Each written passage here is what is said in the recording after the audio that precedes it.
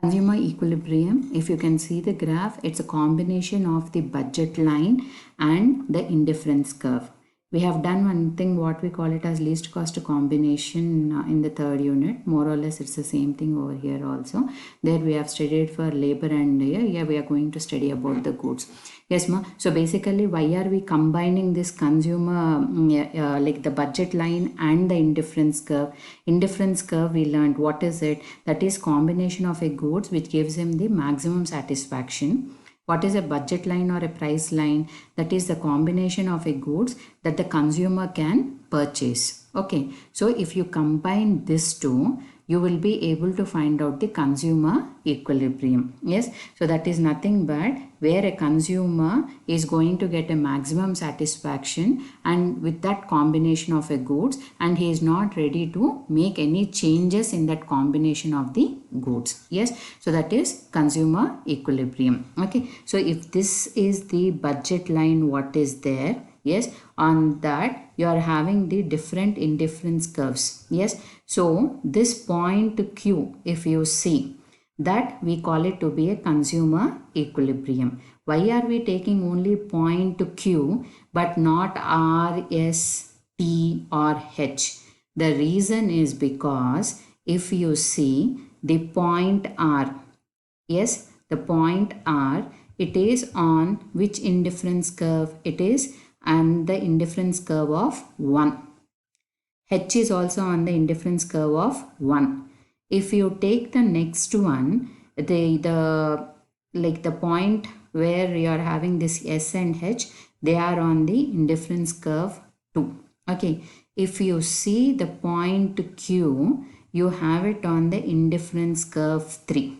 Yes, so which one are we supposed to take, and what was the assumption that we made under the indifference curve when we were studying? We said that higher the isoquant, the level of satisfaction is more for the consumer.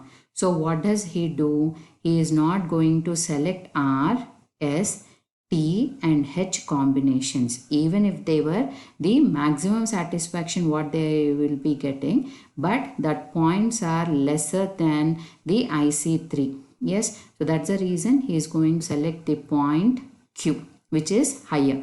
He can't move further than Q and go to IC4 and IC5. So you might be having a doubt that if he is going to IC3, why can't he go for IC4 or IC5? Why he can't go? The only reason is the budget what is there. So any of a combination what he wants to purchase, he can purchase only in this particular area, not beyond this in this area. The reason is because it is out of his budget. So he can purchase less than this particular point. Yes, so that's the reason we say the Q to be the consumer equilibrium. Now, coming for the assumptions of the consumer equilibrium, we say that they have to define the indifference map. Indifference map is nothing but what? The combination of the indifference curves, which says the higher level of satisfaction and all those of the two different commodities of goods. Coming for the next assumption, you have that the consumer's income have to be fixed. The prices of the goods have to be fixed. Whatever you are substituting the goods, that goods have to be homogeneous, means they have to be identical, and consumer knows everything and he always tries to maximize his satisfaction. So this is related to the consumer equilibrium. Now coming for the next topic, what we call it as effect of income change.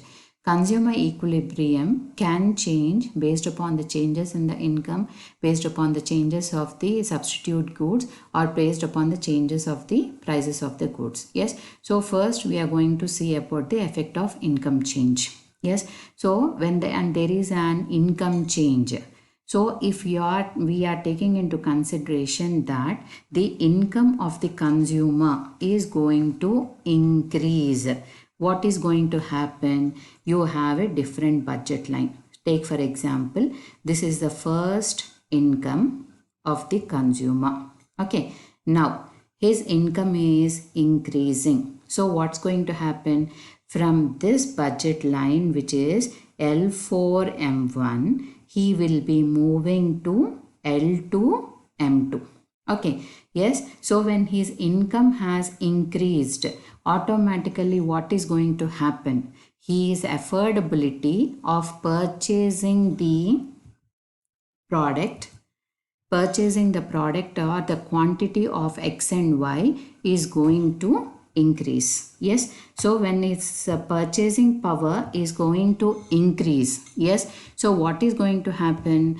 He is going to purchase more of the product. Yes. So coming here, so this is an equilibrium condition wherein in IC1 and this, because the budget line is touching each other, this will be the first equilibrium condition for him. When his budget is going to increase, it moves to E2. Next it moves to E3. Next it moves to E4. Yes. So a combination. So when you are going to touch all the equilibrium points and draw, then we to be the income consumption curve. Yes, ma. So basically here, if you see, the budget lines are parallel to each other. The reason is because the incomes are increasing for the people. Yes. Okay. So that's the reason the budget line is moving. Okay. So this is for the normal goods. Okay. Now coming for this, if you see the effect of changes what are happening, even for some of the goods, if you take into consideration, take for example necessaries are there like salt and all those things. Even if your income is increasing, do we purchase that commodities more? No. Yes. So the purchase of commodities will be the same. Yes. So income consumption curve will be vertically straight line for the commodity X, or the quantity of X will remain the same for necessary goods. Yes, ma. Okay. Coming for the next one, if you see these two graphs, yes. So here you have the figure number to be 3.13.b. So what does this say? This says that if you see in this, what are you able to see? That the if the good X is going to be an inferior good. Yes. And your consumer income is increasing, what will is going to happen if you're purchasing an inferior good earlier? Now because your increase of income has happened, so what do? We change the consumption. Yes. So we start purchasing less of good X and we start purchasing good Y more. Okay. So in that case, the ICC curve will be in this manner. Yes, ma. Now coming for this, if you see the 3.13.c income consumption curve, if this is the opposite, so where the Y, if you take into consideration, the good Y is inferior. So because it's an inferior good, as the income of the consumer is going to increase, he is going to purchase more of good X rather than good Y. Then your ICC will be in this way. What is ICC? ICC is nothing but the income consumption curve. How are we going to get this income consumption curve? When you are going to join all the points where you are going to have the consumer equilibrium. Yes, ma. That is related to the income, effect of income change. Now coming for the next one, effect of price change. We already studied this when we were doing the law of demand. What did I say? As your price of the commodity is going to decrease, your consumption of that commodity is going to increase, or the purchasing power of the consumer is going to increase. So you are going to increase your consumption of the product. Yes. So that is related to the effect of the price changes. So what is going to happen over here is quantity of X or good X price is going to come down. Yes. So because quantity of X of a product is going to come down the prices, the purchasing power of the consumer is going to increase. Yes. So because it is going to increase, yes, the budget line, it starts moving from LM to LM1. Okay. Because the price of the commodity is going to come down. Yes, ma. Okay. So what is going to happen over here? If you see, earlier this was the equilibrium first point, E1. Yes. So how much of a commodity was he purchasing? OX1 was a commodity what he was purchasing. Now because he is having the real income to be more now, because the quantity of X has come down, what is going to happen? He can purchase more of that commodity. So up to what extent he can purchase? He can purchase up to an extent of OM1. Okay, so that is what he can purchase. But how much is he purchasing?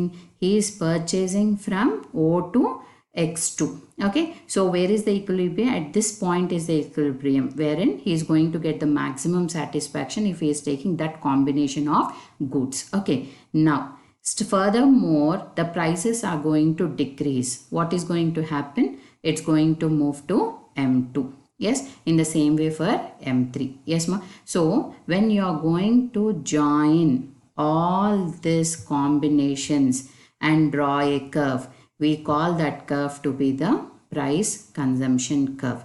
If you notice, your price consumption curve is going and meeting to this point, that is L. Okay, why it can happen and how it can happen. Now we studied taking the prices of good X to reduce. So that's the reason your purchasing power has increased like this. Now reverse we'll study. What we'll study? The prices of the good X are going to increase. So when they are going to increase, slowly what is going to happen? Your purchasing power is going to come down slowly. So what's going to happen? You start moving from E4 to E3, E3 to E2, E2 to E1. Still furthermore, if they are going to increase, what's going to happen? At one point, we don't purchase any commodity X and we purchase only Y. That's the reason price consumption curve and logo is going and joining to the point L over here. Okay, yes. So this is related to the effect of price changes. So basically it's nothing but what? As the price of the commodity is going to decrease, the purchasing power of the consumer is going to increase. That is related to the effect of the price change.